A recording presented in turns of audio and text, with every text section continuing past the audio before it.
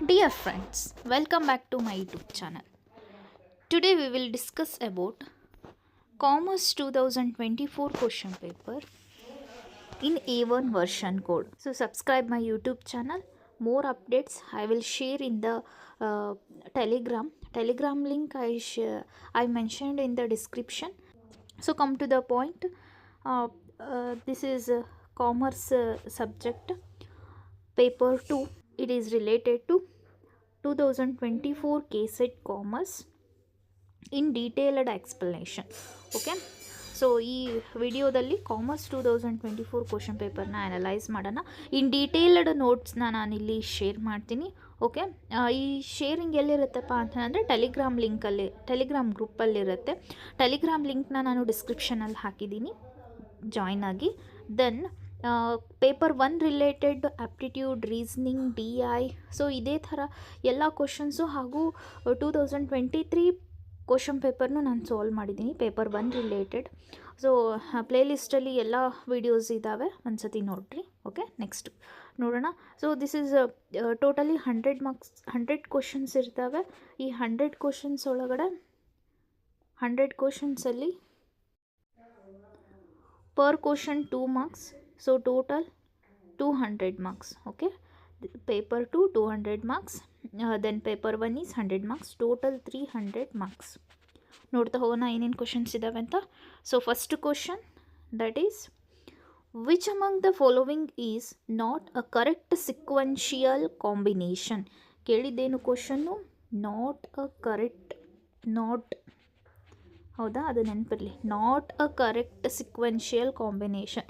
So ನಾವು answer ಮಾಡೋ ಹುರುಪಲ್ಲಿ ಏನು ಮಾಡ್ತೀವಿ, which one among the following is correct sequential ಅಂತ ಓದ್ಬಿಡ್ತೀವಿ, ಇಲ್ಲಾಂದರೆ ನಮ್ಮ ತಲೆಯಲ್ಲಿ ಅದೇ ಇರುತ್ತೆ. But don't do this wrong options. Okay, go through the options. First one, macro environment, external environment, customers, prospects of business development.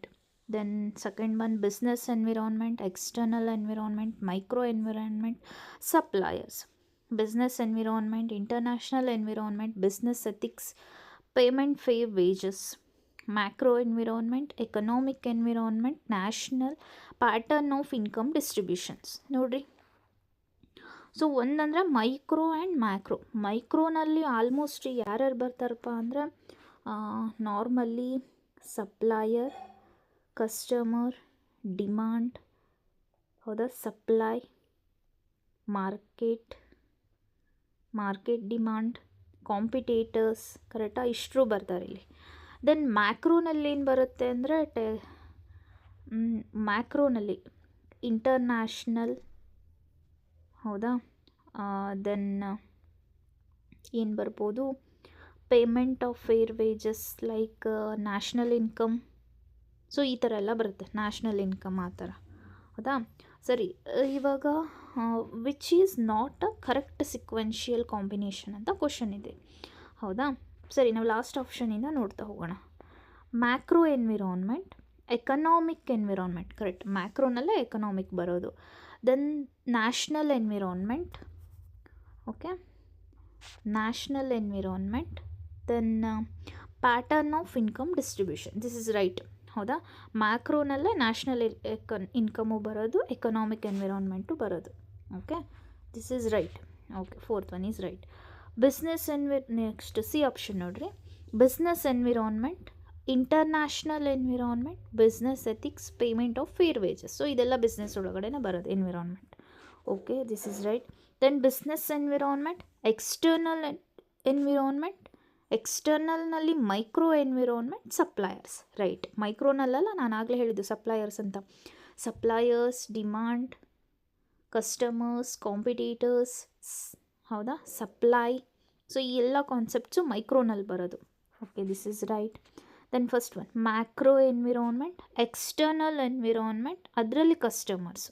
ಮ್ಯಾಕ್ರೋನಲ್ಲಿ customers ಬರಲ್ಲ, ಎಲ್ಲಿ ಬರುತ್ತೆ ಅಂದರೆ ಮೈಕ್ರೋನಲ್ಲಿ. ಇನ್ನು ಮೈಕ್ರೋ ದ ಕಸ್ಟಮರ್ ವಿಲ್ ಕೆ, right. Prospects of business development, this is wrong. ಎಲ್ಲಿ wrong ಆಯಿತು? Here, customers. Okay, so answer is, so in detailed ಕರೆಕ್ಟಾ option A. Okay, so in detailed explanation ಕೊಟ್ಟಿರ್ತೀನಿ. ಸೊ ಇದನ್ನ ಟೆಲಿಗ್ರಾಮಲ್ಲಿ ನಾನು ಶೇರ್ ಮಾಡ್ತೀನಿ, ಟೆಲಿಗ್ರಾಮ್ಗೆ ಜಾಯ್ನ್ ಆಗಿ. Next second question, from the following identity the tools of fiscal policy.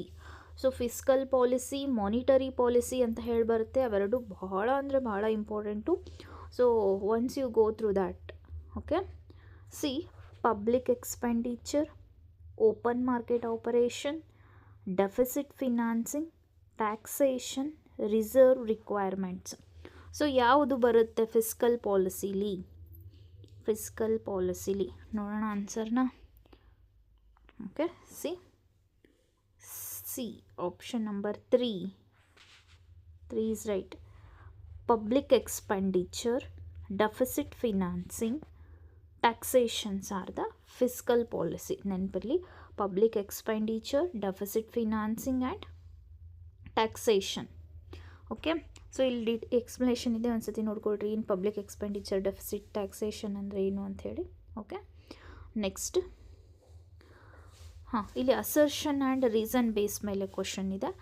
Free international trade necessarily lowers the real wage of the scarce factors of production in terms of any good.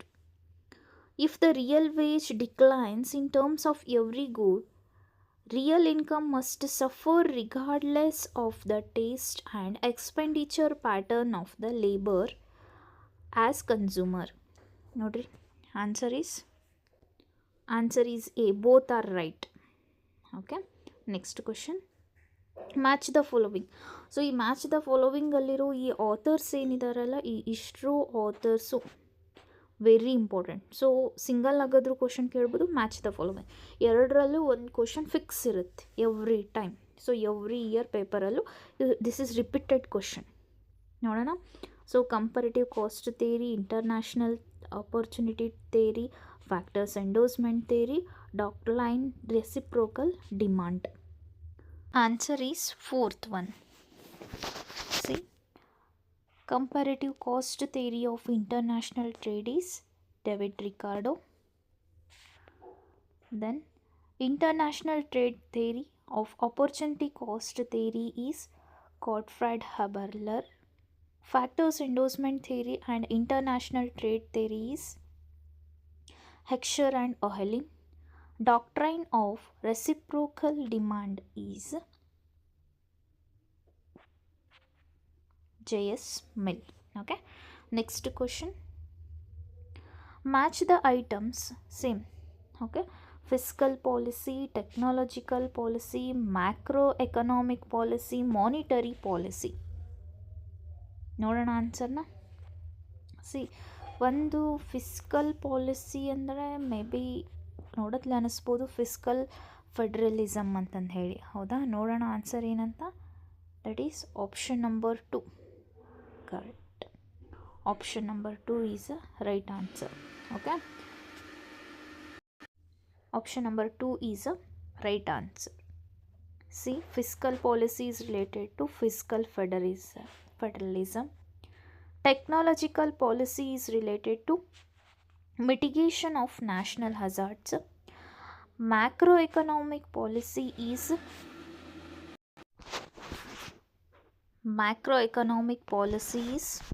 Balance of payment. So ಇಲ್ಲಿ ನೀವು answer ನೋಡ್ಬೋದು.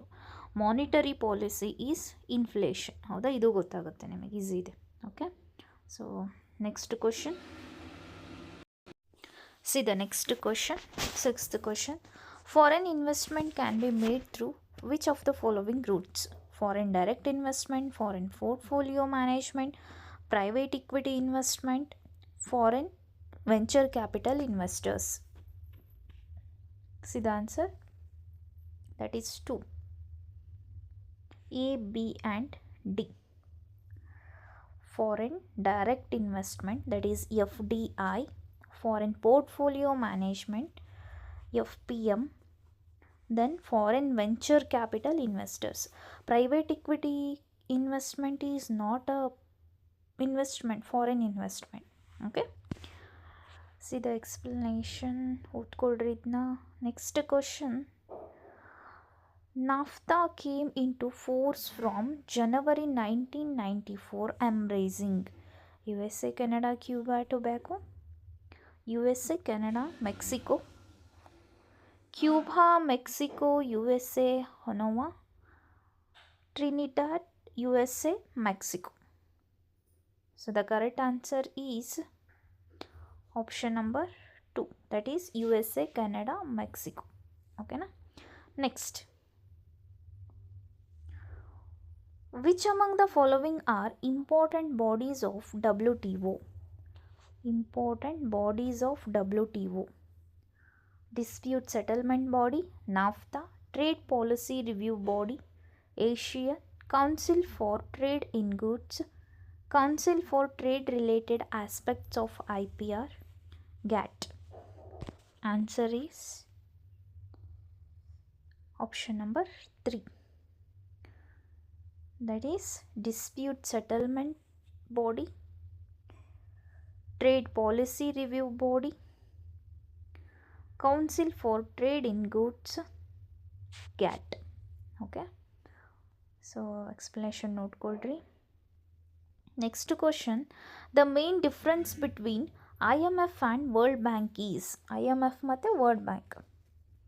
So ಏನು ನೋಡ್ತಾ ಹೋಗ್ಬೇಕಂದ್ರೆ ಈ ಥರ questions ಇದ್ದಾಗ ಯಾವುದು which is unrelated to these IMF and world bank and which is negative things, ಅವನ್ನ ಏನು ಮಾಡಬೇಕು, ಸ್ಕ್ರ್ಯಾಚ್ ಮಾಡ್ತಾ ಹೋಗಬೇಕು. So IMF and world bank ಅಂದರೆ ಅವು ನಾರ್ಮಲ್ ಅಲ್ಲ, ನಮಗೆ ನೋಡಿದ ತಕ್ಷಣವೇ ಗೊತ್ತಾಗುತ್ತೆ ಹೆಂಗೆ ಇರ್ಬೋದು ಅಂತಂದು ಹೇಳಿ. So see the first one, see IMF is focuses on printing currencies. This is wrong, ಇಲ್ಲೇ ಗೊತ್ತಾಗ್ಬಿಡುತ್ತೆ. ಹೌದಾ? ನೆಕ್ಸ್ಟ್ ಸೆಕೆಂಡ್ ಆಪ್ಷನಿಗೆ ಹೋಗ್ಬಿಡೋಣ. This is wrong. ಹೌದಾ? Next, IMF is focuses on creating a job. This is also wrong. IMF is focuses on training of employees. World Bank is focuses on creating a wealth. See, this is wrong.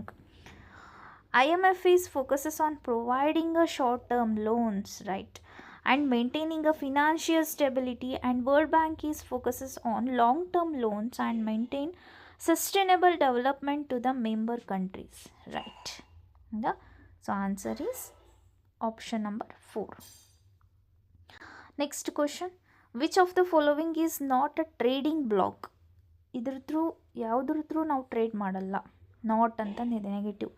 NAFTA, ASEAN, SAARC and IMF.